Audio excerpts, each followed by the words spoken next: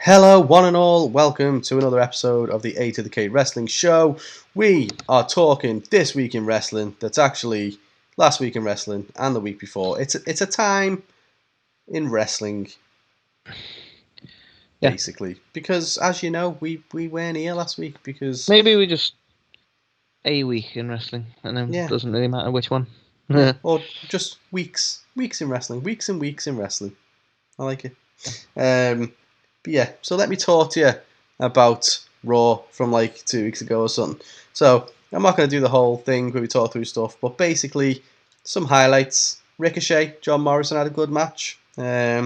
Actually managed to make Ricochet look like he had a bit of personality, which was a miracle for all involved. And Drew McIntyre was going to Money in the Bank, baby. And obviously I'm a Drew Mark, so I liked that.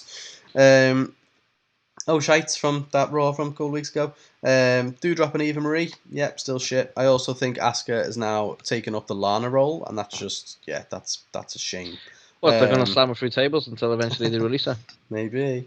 We also had Riddle stuff, which, it wasn't so great. It was like a Randy-less Raw. And yeah, it wasn't so good. I prefer my Raw as Randy. Me too. The Randier the better. And then we had Jackson Riker going over Elias, which was very surprising to me. And we'll talk about what they did again this week. Riker and Elias are like the Shinsuke and Corbin of Raw. It's just the match that keeps happening that no one gives a fuck about. Basically, yeah, and we'll get it every week until the dawn of time. And then the final shite was just the way that Damian Priest just came back with no fanfare. We haven't seen him in weeks, and he was just in the middle of the Battle Royal. Did he even explain where he's been? Nope, nothing. Didn't even mention him. He was just there as one of the participants. I was just like, oh shit, Damian Priest there. And then he had a backstage segment later on and did an advert for Burger King. So it was like, okay. So without Bad Bunny, If only they'd have kept King Corbin as a gimmick, and then the Burger King ad would have made a lot more sense. Well, that's it. From Bad Bunny to Bad Burger, I see. So yeah, just kidding. Burger King, sponsor us. We love you. Britt Baker's got McDonald's. I'll have Burger King. It's cool. So yeah, that was the Raw results from a couple of weeks ago. In terms of last week, not yesterday, because we're always behind. In terms of last week, the card, we had Miz TV kicking off the show with all the Money in the Bank participants. We had Ricochet versus John Morrison 2. Shenanigans ensue. Well, it was a double count out last time. This time, Morrison won via count out, so they've got a big thing about count outs for some reason. We had an 8-woman tag match with Nikki, shenanigans ensue. with Nikki, Ash Cross, someone, Naomi, Asuka, and Alexa taking on Nia, Shayna, Doudrop, and Eva Marie. And yeah, Nikki took the loss on this one, which was weird. Nia got the win, and Eva Marie announced herself as the winner, which seems to be her weird gimmick at the moment. So, okay. We then had Mustafa Ali versus Mansoor for some reason. Like, they're both like, Indian or something. Let's put them together. Like, that seems where they're going. Sure. So yeah, that was a terrible generalization from me. I know that they're not both Indian, but I'm just trying to get myself into the WWE mindset. Channeling his inner Vince. Of course. We then had Drew McIntyre versus Jinder Mahal, a match which I think, if it would have been built up pretty well, would have been quite decent, but ended up being a Drew McIntyre win via disqualification. And yeah, Jinder Mahal stole his sword. Aww. Okay. We then had Mason T-Bar, who is still a thing apparently, just without masks, taking on Lucha House Party, and Lucha House Party winning. So it's good that they came back. The thing is, the longer they keep those names, the more we're going to remember how shit Retribution was. That's true. Just saying. That's very true. We then had I believe What's-Her-Face and the other guy have dropped their names now. Slapjack and don't even know where they are. What's-Her-Face? No, they're not on TV. We just know they've dropped their names now. She's Mia again now. Interesting still what's going on with Keith Lee. Anywho, let's not digress. Yeah, we also had history of Keith Lee. I'll go on social media every once in a while and be like, I miss everyone. Gonna be back soon. Yeah, I'm pretty much. I'm not gonna tell anyone anything. Yep.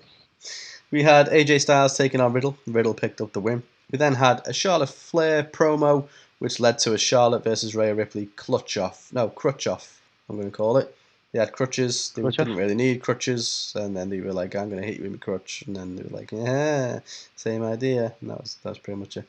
We A lot of then crutch had shots. Elias and Cedric Alexander for some reason as the baddies, teaming up with Jackson Riker and R-Truth as the goodies. So Jackson Riker's a Really? good guy now. Okay. But Riker's never a good guy. Like, no one thinks Yeah, he's a good guy. don't get it. But yeah, we ultimately ended up with some 24/7 title shenanigans, which led to R-Truth leaving the match, turning it into a 2-on-1. Poor Jackson Riker, but no, don't worry, because Jackson Riker won anyway, because they're pushing Of him to course. the moon for some reason. And lastly, we had Lashley and MVP back in the ring versus the New Day. And New Day picked up the win with MVP taking the loss, and Lashley not Okay. being too pleased about it. So that was Raw. In terms of the highlights, nothing really. Very bland episode of Raw, in my opinion. In terms of O'Shite, Eva Marie, just in general. Why is she back? Yeah. Why is she Yeah, on my that's fair. TV screen? That's fair. Why is she there, screeching? And the winner is Eva Marie! Yeah. Just no. Just don't do that. Thanks. Yeah, stop. Other O'Shites. So the Drew and Jinder thing I mentioned, touched on it. So now they're bringing back the history of the sword. You know, we haven't really seen or talked about the sword that much. We had the thing where Sheamus was like, "Oh, it's your family heirloom," yeah, and then turned on him. And then Yeah, it's found just him a been, box with a kilt and a sword in it. It's like, yeah. remember all your family stuff that I've got for some reason. Yeah. So it's like, oh yeah, cool. So then, yeah, we got over that. Cool, he has a sword now. That sound. We then do a specific promo ahead of the match where Drew goes on to talk about the history of his sword and about how it actually killed the Loch Ness Monster. And what? Really? And we have all this shit, and then we have the Why are match, you and then suggesting the Loch Ness Monster's dead, man? I don't know, and then we have fucking Jinder Mahal stealing the sword, and it's almost like WWE went, well, we need some kind of thing between you two. Why don't you steal his sword? Well, people don't really care. Well, maybe we need to But do something to hype up the importance of the sword. Really? see though, this is that thing. Remember I said to you a few weeks back, it's been reported that Vince doesn't ever want a match that has no purpose. This Everything has to have a meaning. Everything has to have some sort of purpose and story behind it. So when they've got just a match, they have to write shit like this. It's Well, not it's going to be fucking good. ridiculous, and yeah, it was a load of shit. Again, Charlotte and Rhea Ripley, like, God, this is so old now. Like, this was old like weeks ago. Now Is Rhea ever going to get to go against anyone else ever? they've ran out of things to do. Like, literally, they were both there with some crutches for no reason, and we're just like, you had the same idea. It was like, what did it achieve? It did nothing. It just did nothing. It was a waste of But time. like she's come up to the main card and only ever fought Charlotte. Like, just give us a different match. Yeah, Oh, I want that's all I want. So yeah, something. don't get it. And lastly, Jackson Riker. Why is he a face? It makes no sense that he's a face. Was it because Elias walked out on him in a match ages ago, and so now we're meant to feel, because that's not how it's being portrayed, and I certainly don't feel sorry for him. I just don't get him, to be honest. I don't get why he's there, why he's taking up so much of my fucking telly, and why Elias is being done so dirty, man. Not a fan. Unreal. I'll never understand the whole Jackson Riker thing. Like, the heel persona was naturally there. Like, he come back off all the controversy, and you're trying to say nothing about it, and you're trying to push him as a face. I'm not saying don't have him around. You know, that's your business if you want to employ him and stuff. But like, how the fuck have you not booked him as a heel? Yeah. Just makes sense. No idea. And I made this joke before, but it wouldn't surprise me. Like, he's got this new look. He's shaved his hair off. I'm seeing similarities with CM Punk. I'm wondering whether someone's gone, do you know what? If you shaved off your hair, and you wore, some undies and some wrist tape, you wouldn't half look like CM Punk, and then we wouldn't have to, pay him loads of money to try and get him back. I think that's what Look they're doing. in my eyes. What do you see? A cunty personality. I like it. Yeah, works for me. Perfect. That was just phenomenal right there. So yeah, that was the show. For me, I'm going to give it a score of 1.5. I think it wasn't an absolute train wreck, but it really wasn't good. But Raw never is. It was just very bland, very just meh. Yeah. So yeah, the Add match some quality was spice. okay, Come on. but yeah, 1.5 for me. There's been plenty worse, but it still wasn't good. Yeah, I'd agree with you on that. I'm going to give it a 1.5 as well. It was okay. It wasn't the worst Raw I've seen in a while. Okay. You ready So, to do the magic? Oh, let's go. Whoa, look at that. So, right, NXT, obviously I missed a week last week. It was setting up for Great American Bash. So, I'm not gonna be as thorough as your good self, Carl. I'm gonna briefly mention it was an okay week. It was a lot of setup for matches that happen here. So we set up for the likes of LA Knight versus Cameron Grimes, that sort of thing. But the biggest notable thing that happened in the missing week of NXT, apologies again, was Bronson Reed losing the North American title to Isaiah Swerve. No, Isaiah. He's not. It's Isaiah Swerve Scott. I keep forgetting to put his last name in there. That guy is now the North American champion, obviously with his new faction Hit Row. So that was the biggest change that happened before. As I say, everything else was pretty much set up for the matches that we get this week at the Great American Bash. Mm-hmm. So let's move into the card, shall we? So the card for the Great American Bash, Carl, was we saw MSK going up against Tommaso and Thatcher for the tag team titles, with MSK taking the win and retaining those titles. We saw Karrion Kross and Gargano-ish cutting a bit of a promo because apparently they're going to settle some scores next week because it's the match nobody wanted, but we're all getting, fuck it, whatever. And they're pushing this whole thing with Samoa Joe as well because he had to be there to make sure no one kicked off because that's what he does now. We then had the aforementioned LA Knight versus Cameron Grimes match for the $1 million title. LA Knight took the win. There was a stipulation with this match as well, Carl, that Cameron Grimes has to be his butler now.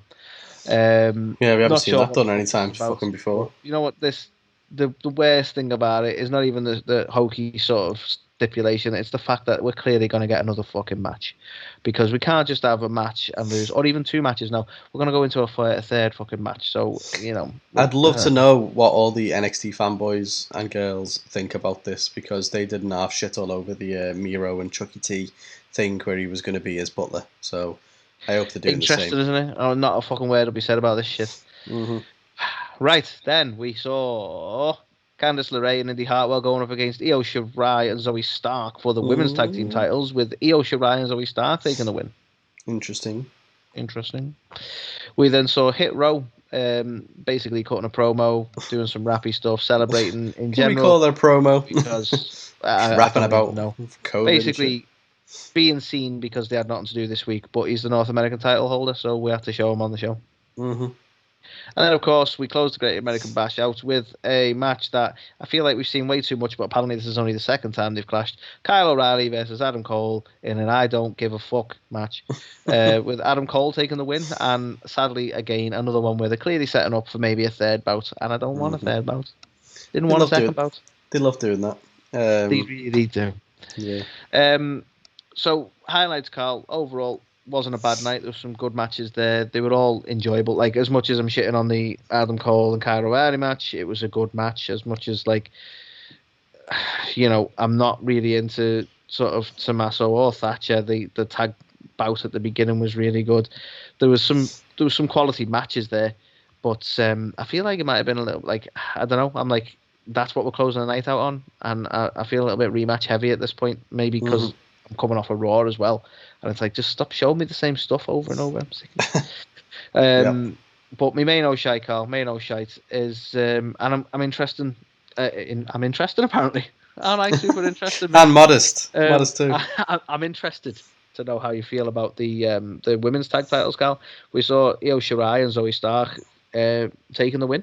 I'm not too sure how I feel about it, because they were kind of thrown together as a tag team, and I don't know. Is this a bit soon for the titles to change? Yeah, I think so. I think since they brought them into NXT, it's been a little bit of a hot potato, them titles. Like, no one's really had it for like super long amount of time, really. I just didn't feel like they needed to lose. Like, what are they doing with LeRae and Hartwell that they needed to take the titles off them? I don't get why that had to happen now. It just doesn't make any sense to me. And obviously, no SmackDown spoilers, but they've recently lost a tag team. Well, kind of, not really, but sort of, as well, from NXT. So they're kind of like, well, yeah, I don't know. It does feel a bit sudden and soon for Shirai and Stark to have it. But actually, we'll talk about when we get to SmackDown. I'll probably talk about it a bit more. I'm a bit worried for the women's division in NXT at the minute, because of that. Yep. But yeah, that was actually the only like notable thing that happened during the entire Great American Bash was those titles changing hands, and I'm not even sure how I fucking feel about it. No. Yeah, I'll agree with that. I also wasn't a fan of the Karrion Kross Gargano promo stuff. I felt like it was, I don't know, it was like playground insulty, wasn't it? It was like, oh, you're wearing your wife's jeans, and he's like, oh, you couldn't lace my wife's boots, or whatever he said. It's just like, oh my god. I mean, no, because they're like really tall boots, and there's a lot of lace there. It take fucking ages. I totally agree. You probably couldn't.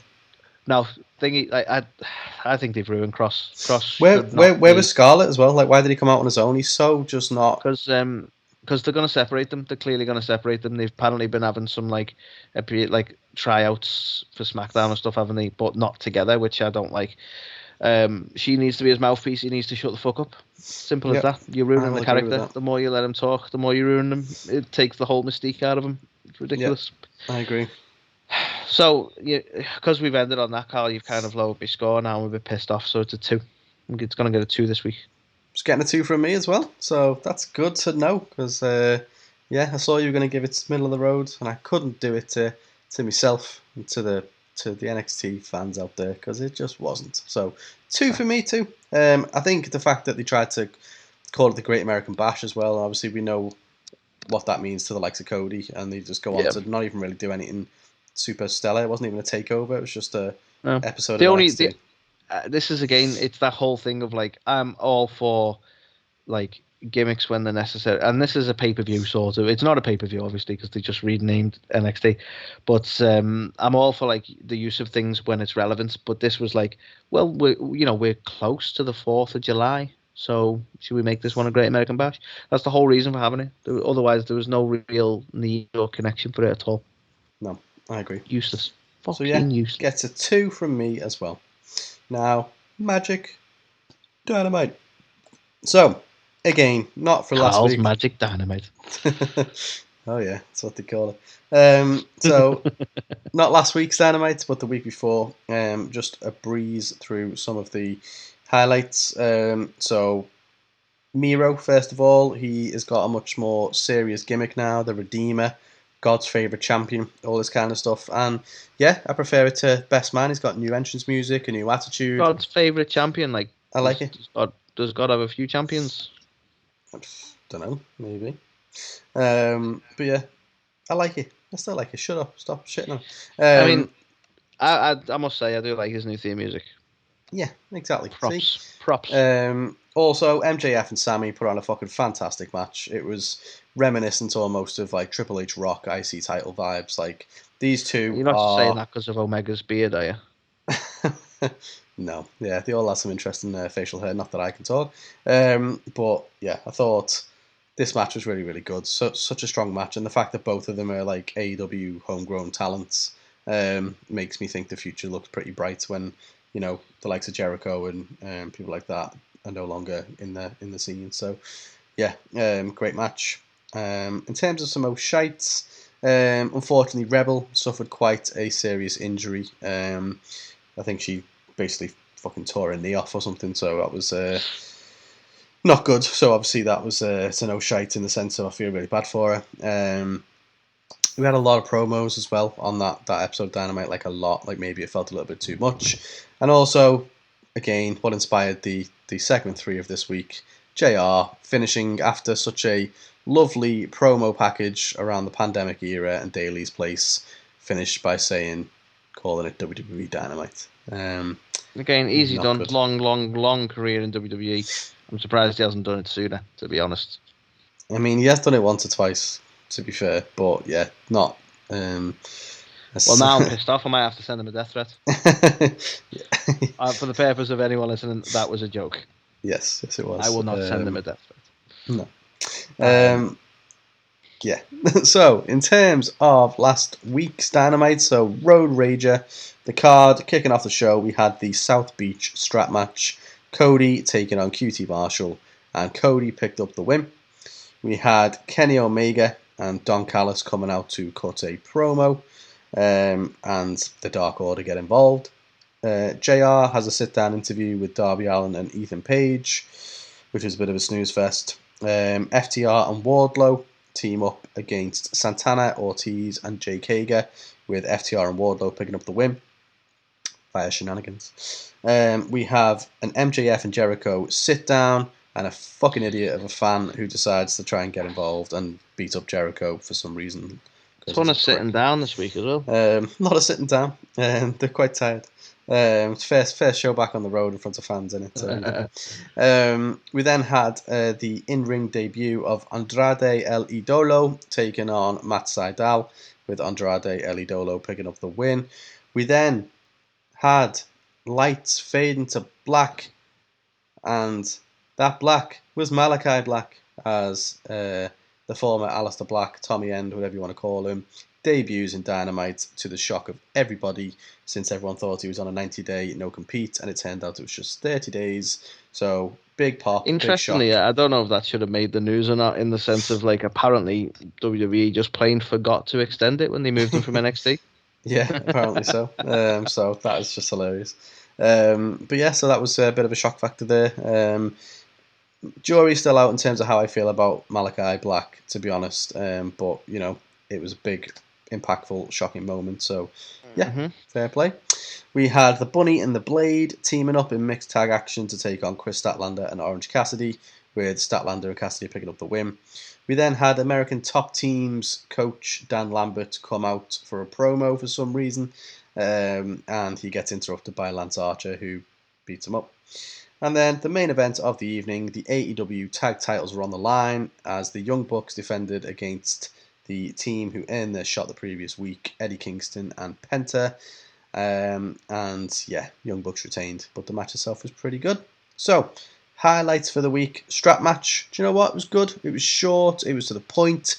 It was a definitive winner. There was no shenanigans, nothing like that. And hopefully it's an end to the fucking feud, especially considering what transpired slightly later in the night. So please make that happen. So yeah, I don't want to see Cody and QT anymore, but the match itself was good. You know, you find with strap matches that they can go on for ages and too many false finishes and stuff like that. This one was just, yeah, no messing. Cody, you know, hit fucking 2 or 3 of his crossroads on him and then just went round, hit all 4 corners, chopped him.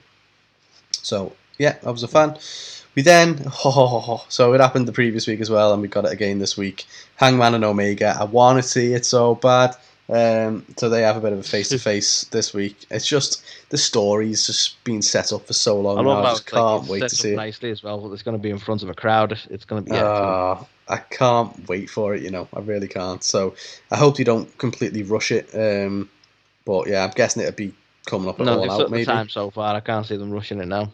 Yeah, it's kind of like the problem is they brought it up so soon now. I don't know when All Out is. I think it's in a few months' time. It's what do they do between now and then that keeps it entertaining but doesn't feel like too drawn out at this point. But yeah, God, I want to see it so bad. So yeah, hyped for that. Say what you want about MJF and Jericho and the whole feud with the Inner Circle and the Pinnacle, but these two have still got great mic skills, and it was still thoroughly entertaining just hearing them, like, you know, go after each other. I will say that it felt a little bit repetitive in the sense of basically MJF has said there's going to be, you know, for Jericho to face him, he has to go through all the, like, 4 or 5 members of his choosing, or 5 people of his choosing with different stipulations, etc. It kind of feels a little bit reminiscent of the Cody MJF feud when they basically made Cody do the same thing. You have to take some lashes and yeah. So cage match with Wardlow and. Yeah, so I mean, at least they're keeping it to like 4 or 5 matches with 4 or 5 different stipulations for Cody to do. But at the same time, for Jericho to do. But at the same time, we know that Jericho is going to get through them all. So it's kind of a bit like. Yeah. And I think, like, at least Jericho's like, he's not doing what Cody did, and it's like, I always remember that it was a bit cringy really when Cody was trying to get MJF to have a match with him, and he's just used that promo to just flex about the fact that he's got money. I know. What do you want? My red bottom shoes? My fancy Rolex? Do you want my fancy car? It's like, we get it. Yeah. Relax. Yeah. I mean, I'm surprised he didn't say, do you want my beautiful black wife? I have a black wife, you know. Kind of thing I expect him to say. Real American. Yeah. Yeah. Honestly, I hope there's a long-term plan with Cody, and he is, like, playing a character here, and he's getting to Hulk level of... cringy in your face all American, to the point that it's like, okay, he was playing a heel this whole time. It makes sense. I don't think that's the case, but it'd be nice to No. see him play the long game like that. It would. I want to like him. Want to like him. It's just Me too. nah. I would love to. So yeah, I'm hoping that we're done with that QT Marshall feud with him, to be honest. But yeah, so reminiscent is MJF and Jericho with what MJF and Cody was. But yeah, on the mic, the pair of them are fantastic. So yeah, it was good. Andrade and Seidel, really good match. A great debut for Andrade. He got to show that he is super talented. I don't think that's ever been in question. He come out looking like a fucking monster, didn't he? Let's be honest. Yeah, I mean, he's been at the gym while he's been gone. Yeah, I'm still not 100% sure how I feel about him coming out in like the suit and the mask, and like the suit isn't a real suit, and it just kind of comes off at the front, and like the mask looks a bit like Evil Uno's mask, and I'm just a bit like, Well, but to be honest, the mask and suit combo kind of reminded me of the Black Mask, DC comic character. So I don't know whether there might be some infringement going on there. But yeah, I never liked the whole breakaway suit thing anyway. It's like, are you a wrestler or a stripper? Yeah, so I'm not too sure about that. But in terms of like him in the ring and stuff like that, I thought it was really good. I still don't know what his big surprise is. He hasn't really mentioned it or teased it again since. So maybe I'll tell you, it's not Selena. Well, I was going to say maybe they thought they were getting Zelina Vega, and she just like went nah at the last minute or something. I don't know, but yeah, so that was good. It's a highlight, even though he's not my favorite. But the Malachi Black debut, I don't think not be a highlight really. It was so well neither done. of us are big fans of him, but you can't deny it. I think as well, like the way they did it, like they'd done like a blackout earlier in the night, and they were like the commentary team were just kind of like, oh, it looks like we're having some technical difficulties here. I know there's a bit of bad weather and stuff, and then when it happened again, people were like, "Oh, for fuck's sake!" Then all of a sudden it comes back on, and it's just like there he is in the ring, and everyone's like, "What the fuck?" So gotcha. Yeah, so it was like a double gotcha kind of thing. So yeah, I think well. They've absolutely pulled a massive surprise off here. That was like you say, it was a good shock, and a lot of people love him. So it probably works it probably works a lot better for a lot of people.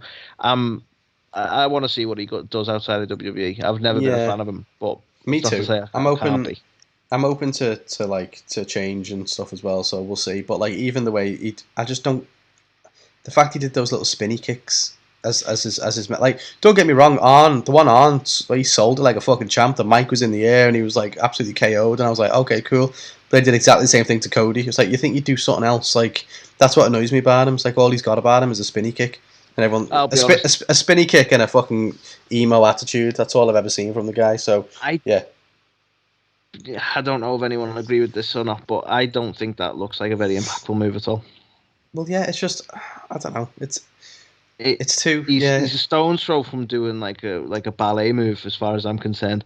And all right, like I suppose in a practical sense, like a roundhouse out of nowhere, it'd probably like throw you off your game. But like, there's no. This is where that realism annoys me, and I know it's scripted and all that, but like, he's just knocked down on Cody. Should have seen that coming. Mm-hmm. And it's a spinning kick, so he's not like it's not hitting out of nowhere. You can see him pivot to do that. So Cody should have been able to at least take a step fucking backwards. Yeah. And it's things like that I'm like, no, it's no RKO, is it? It's no suplex. It doesn't for the badass character they're making him. I think he needs a different move. I'll be honest. Yeah, I'll agree. I'll wholeheartedly agree. I just didn't get that at all. And also, it's a very minor thing, but just the fact that none of the medical staff or anything came out to look, to attend to Arn, like. He just walks off like, yeah, just knocked out two people. Sound like no one thinks, so shit, we better go and have a look at fucking super old Arn Anderson in the ring and just make sure he's okay. But yeah, he's still lying there now. Who was it? Was it Murphy? Who was it? Who was in WWE? And it was Austin Theory. He's been lying there for like. We just had that running joke that he was just constantly there. No one had been to check on him. But yeah, so an exceptional kind of shock. Surprise from AEW there. Really well, so yeah, can't fault that, regardless of any kind of feelings I have towards the guy. And then the main event, I thought was really good, to be fair. It was a street fight, Young Bucks, Kingston, Penta, great action. Bucks are fantastic in the ring. Penta's really, really good in the ring as well. Kingston, he's just good in terms of psychology and the stuff he does. So the match itself, I thought was really good. Again, with the whole fucking Carl Anderson and, Doc Gallows shit, like, it's a bit too much now, but, the match itself was good. I can't really fault it. Shites for me. So the Darby Ethan Page sit down. I'm just not feeling it between them two. I don't know what it is. I'm just not sold on it or like believe in the feud. Like, where's Scorpio Sky gone now as well? It's like now it's just these two in a feud.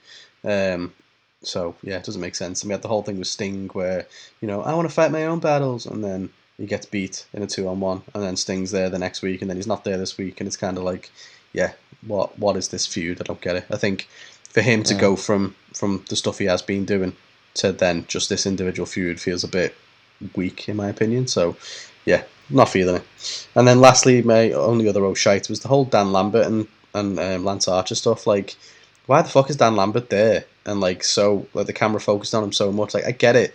You had Jorge Masvidal and fucking Amanda Nunes in the audience, and they're big stars in the UFC world, and it's cool to focus in on them. But then next minute he hops the barricade and he's in the ring doing a promo about wrestling. Why is he here? And then Lance Archer just comes out and fucking hits him with a, like, I don't even know what he calls it, some kind of slam. And I'm just like, why am I looking at this? So yeah, felt a bit odd, a bit out of place for me. But all in all, show I thought was all right. It was a pretty decent show. A lot of surprises. The main event, as much as I enjoyed it, didn't feel like a proper main event to me, unfortunately. But yeah, like, I just think a couple of matches that happened on there were just a bit bland. So even though it was a good show and I enjoyed it, I'm going to give it a 3. I just think that it was and I mean, I want to mention for the highlights as well. Actually, just the fact having a live crowd back is just awesome. So yeah, definitely improved that show. Definitely, yeah. So yeah, but yeah, it just gets a 3 out of 5 because it wasn't bad. Really, I only had 2 shites. It was just some of it was just a bit meh, like middle of the road for like the first return to Dynamite. I expected it to be a little bit more. Yeah. No, I'd agree with that. I'll probably have to settle on a 3 as well. Couldn't agree more. Time for the magic. Look at that. Boom. Instant. Boom. Dynamite. So, okay, let's talk about SmackDown, Carl. In summary, to talk about the lost week of our show. The only thing I want to mention for the SmackDown the week before that I missed was the shock return, and I do say shock return, of Zelina Vega. Mm-hmm. And shockingly, she lost. Mm-hmm. Welcome back. Welcome back, Zelina. So we'll talk about the card, and then I'll mention Zelina because I do want to talk to you about that. But the card for this week, Carl, we had an open promo from the Big Dog, as we like to do most weeks. Yeah. We then saw a match between Shinsuke Nakamura and Baron Corbin for a Money in the Bank qualifier with Nakamura taking the win. I've seen that before. Mm-hmm. We saw Natalya and Tamina going up against debuting on SmackDown, Shotzi and Tegan Nox. Because they're there now, come down in the tank and all that bollocks. And Shotzi and Tegan Nox took the win. Yep. We then had a promo, maybe, or I don't know, whatever. Bayley's injured. We need to sort that out. So we've moved some things around. So now, like, Carmella is gonna fight Bianca Belair, and as a consequence, Liv Morgan can now be in the Money in the Bank. So everyone's happy, except for Bayley, who isn't. Mm-hmm. But Bayley's injured, legit injured for 9 months, as we know. So the match that was originally planned can't happen. But we've rectified all that in just like let's just have a little talk about it backstage. I think Bayley did all right with what she's done because she still played the character, still blamed everyone for the reason for injuries and all this. So it worked, but kind of a lazy way of just dealing with it all right quick, innit? Mm-hmm. And then we announced that Toni Storm is another person who's going to rock up on SmackDown, but next week, not this week. But we're going to let you know now because we want you to turn up at the arena. So that was that. We then had Cesaro going up against Seth Rollins in another Money in the Bank qualifier. And Seth Rollins took the win this time. For those keeping count, that's who gives a fuck. And then the end of the night, we have not really a promo, but we had Edge just sort of battering people to close the night out. So, that's how we did it. And the Mysterios kind of rocked up for some reason too. Oh, don't even remind me. That's going in me, shit. Right, so, Carl, highlights. Oh, yeah. No, joking aside. I'll give it, and this has to be for last week, but I want to mention it and I want to talk about it. So I'll throw up my highlights now. Selena Vega making a return, right? Mm-hmm. This is bundled in with the highlights overall, so I'm going to talk about that. But I'm going to mention Selena, I'm going to mention Shotzi, I'm going to mention Tegan, and I'm going to mention Toni Storm, all joining SmackDown because I've been moaning about the women's side of the SmackDown roster for a while now. In that we've got Bayley and we've got Bayley. Now joking, there's a couple of good names, but it seems to be a lot of like not much happening on that side, and now we're getting a big shot in the arm. This is worrying for NXT because they've now lost 3 really talented women. So I'm curious to see what happens to their women's division, but I'm super excited to see all of these people here. I do want to ask you about the slightly controversial one of Selena Vega's returned. You know, the woman who supports unionization, who's now deleted that tweet and has now put up another tweet that she's just bought a house. Okay. You know what? You do you. I'm not bothered. Like, I'm not going to try and get into all that. I just think it's funny that she had to delete the tweet where she supports unionization. Now she's joined WWE again. That I'd have just left it there. Fucking hell. It's a proper interesting one, isn't it? The fact that obviously the circumstances surrounding that. You know, as far as I know, she's still got her own Twitch channel. I don't know whether WWE now take a cut of that or something, and they've worked something out. But then for her to just kind of rock the line at the OnlyFans though. Well, yeah, but for her to just kind of rock back up, and then not even only that, it was out of nowhere, big surprise. Oh my god, yay! And then she ends up eating the loss. But then it's still is she now in the Money in the Bank still? Yeah, regardless? I think she was in it anyway. Yeah. It's like right, okay. I don't know where they're going with Liv, but like, yeah, she was announced to be in it, and then Liv had a match with her to prove that she deserves to be in it, and still never got an opportunity to be in it. And she's only in it now because of the circumstances that legit happened with Bayley. So I don't know if the overall plan was for her to like beat everyone and earn a position. I don't know, but yeah, Selena's going to be in the Money in the Bank, and yeah, weird the way they've done it, and yeah, surprising. I never expected her to come back, so it was shock. There was shock value there. Yeah, I was definitely shocked by that, and I think as well, just to mention to Liv, I thought she did good with the limited time she had this week on SmackDown to come out and get the promo across, and you know, she's got something. I've always said this about Liv, like she's got like the mannerisms and the little, you know, facial expressions and stuff, and she's short and to the point with what it is that she says, but like it's quite impactful. So yeah, it's another good showing for her, I thought. And I'll be honest, highlight wise, it's only that, unless you've got anything you want to bring to it. But like, I could argue, you know, the Roman and Edge stuff is still really good, but I do have some issues with that, so it's going to be more in Mio shites than anything. But the only other highlight I had was a really minor one. It was just the Seth Rollins and Edge backstage segment. Yeah, of course, yeah. To be promo, fair. Because that was so well done. Obviously, it's a match that I really want to see, and I think you do too. Edge versus Seth Rollins, just from a stylistic standpoint, but also it harped back to like a thing that happened years ago, like back when Edge had short hair, and he kind of said to Rollins, like, you know, he needs to grow up and grow some balls and this kind of stuff, and he brought all that back out when he was like, I'm going to go out there and you know, call Roman out, which is something you would never do and stuff, and it was foreshadowing to them obviously setting something up in the future, which I really want to see. But also Seth, I just thought was fucking hilarious. Like, Edge came over and he was like, I just heard this really whiny voice and I came to check it out, and he was just like, that was Kayla. Just, I don't know why, but it just proper popped me. I just like was wetting myself laughing at it. So. No, to be fair, like I would be so for any sort of feud they've got. I hope they wouldn't just do it as a match, to be honest, if you know what I mean. Like the build up and the promo work from them two would be fantastic as well. Like that needs to be a feud that we put a few weeks into, in all fairness. Absolutely. So yeah, like definitely a good shout on that as a highlight. So speaking while we're talking about Edge, overall he should be a highlight, and the reason I mentioned him in the O'Shites is actually not because of him, it's because of the inclusion of the Mysterios and the fact that we're clearly going to get a 3-on-3 match, and I don't want it. Yeah, it doesn't need to be. Like, and I'm curious whether it's going to be. Are they actually going to have any sort of penalty for Jimmy, and is he going to not appear at something? I don't know.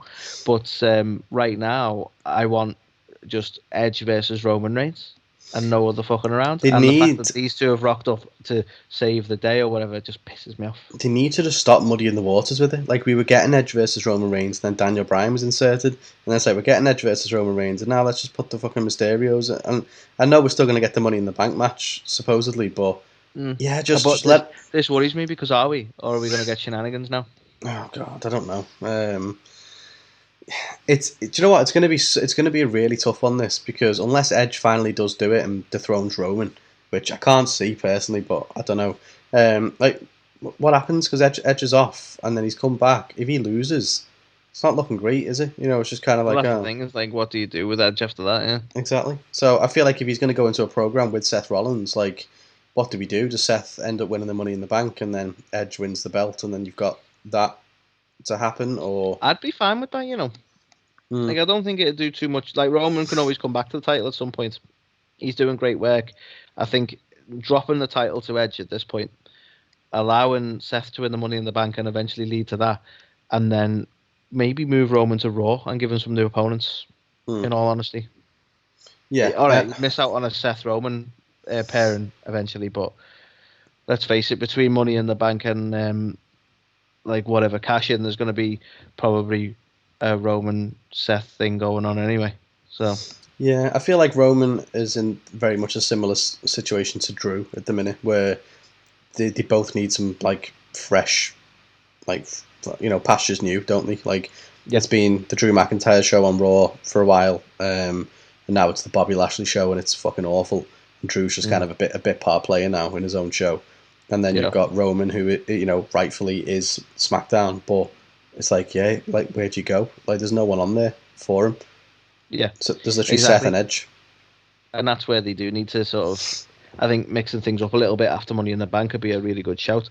And I think the way to set it up, have Edge win the belt, and then like Seth would be a perfect one to win it, like Money in the Bank wise, and then that'd set up nicely. But then it's Money in the Bank's typically a quick cash in, isn't it? So we're gonna do a cash in and then a rematch, or are we gonna like actually build a match between the two of them because he knows he's coming for him? I don't know. That's my only reservation, because similar to what you were saying, I want to see this with a decent amount of build and stuff. I don't want to see it as like a, okay, Seth just beat Edge and like that's without even getting a match. You know what I mean? So unless we see something that's never been done before and Seth cashes in, like almost immediately in advance, but for a date in the future.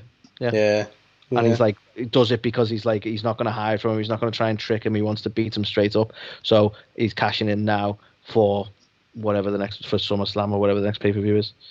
See, that wouldn't be too bad. He could come out and say like, he could sell it because it's not really been done either. So well, that's it. Like, he already said he's won it before, and last time he was the ultimate opportunist. So maybe this time he doesn't want to be the ultimate opportunist, a la Edge, and instead he wants to, You could even have you could have him win it and Edge goads him into it. He's like, oh yeah, that's the only way you'll beat me is by catching me off guard or catching me after a match or whatever. And Seth is goaded into proving a point. You just don't know. There's many ways it could be done. No, definitely. But I think that's the way they should lead to, is them two. Yeah, that's like, for me, I don't know whether is SummerSlam too soon. It's only a month away. Like, ideally, I'd like to see Edge Rollins at WrestleMania personally, but I'd hate for something to happen and Edge get injured again and we don't get the match. So it's kind of like, oh, that's a horrible way of looking at it. Let's get it now while we still can. Yeah, we need to move it quickly, don't we? Really, in terms of if we're going to get all the matches that we want to see. So, yeah, I don't know. So yeah, so it's kind of so we massively digressed there, but it was kind of an shite because of the inclusion of the Mysterios, because I just don't want the muddies watered. The waters. I don't want them muddies watered either. Stop really watering my muddies. Number 11 right now. Yeah, I don't really want the waters muddied. I don't know. I'm not even going to try and say it anymore. Like, Mysterios are a bad thing. Learn from Hulk Hogan. Just move on. Right. Don't try and say it again. Do you know what though? I feel like I mention them every week, but I'll mention I'm sick of seeing Corbin and Nakamura, and I'm sick of seeing Seth and Cesaro. Let's mix some shit up. It's just rematches throughout on all the shows, really, isn't it? It's crazy. Yeah, constant. But that's the only other shite I've got. And honestly, I'll probably give this a 2.5. I think, 2.5. It was actually, I found it more enjoyable than NXT, but only slightly, so 2.5. Surprisingly, I don't think I can agree with you. I just don't think enough. Fuck yourself. I don't think enough happened. To be honest, in terms of the whole show, so I think it was on par with NXT. So I'm gonna have to give it a 2 as well. I think Okay. Yeah, for me, Dynamite was the clear winner this week by a full point, but even that could have been much better. Do you know what I mean? So, yeah, interesting. Do better wrestling. Come on. Yeah, come on, be better. But that was SmackDown. Smack Diggity Down, and that's it. And that was a week in wrestling and another one, but not this week. And that was the show, Anthony. That was the show. We did it. We've done it. We finally did it. We kept you all waiting Hoorah. long enough, and we did it. And we should be back to our routinely scheduled programming going forward. We don't envisage any more weeks away. Plan is to record the next episode on Tuesday. So yeah, obviously live from the Thunderdome. Yeah, everyone else goes back to live crowds, and we go to the Thunderdome. But no, it's been fun as always. We hope you enjoyed hearing about the news. Might not be in the most recent, but not a lot's happened, to be fair. But yeah, what an emotional roller coaster that was. And obviously we had our interesting segment of the 10 worst microphone botches of all time. So some absolute gold on there. And then another interesting couple of weeks in the world of wrestling. Some decent stuff going on, some not so decent stuff going on. But yeah, some big things. Is it Money in the Bank next week? Is it this week? No, I think it's next. I think it might be this week, you know. Oh, Maybe I'm going crazy. Let me just Wikipedia this real quick. Because we're such wrestling fans enough to host our own wrestling podcast, but we don't know when the things are. Soon. We know it's soon. We know it's sometime this year. It will take place on July 18th, so it is this weekend. Damn. So yes, you will be hearing our thoughts on Money in the Bank on next week's show. Shock results of Seth winning it and cashing in that same night. Crazy. Imagine that. That would be so cool. that would be awesome, to be fair. So yeah, that was the show. But it was the show. The show. Listen to some funky music and like and subscribe, as we always say. All that shiz, and we'll see you next week. We will. See you next week.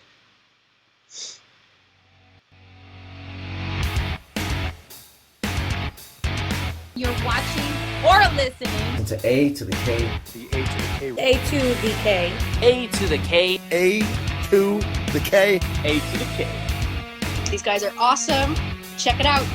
Check it out. Change your life. You'll be thanking me later.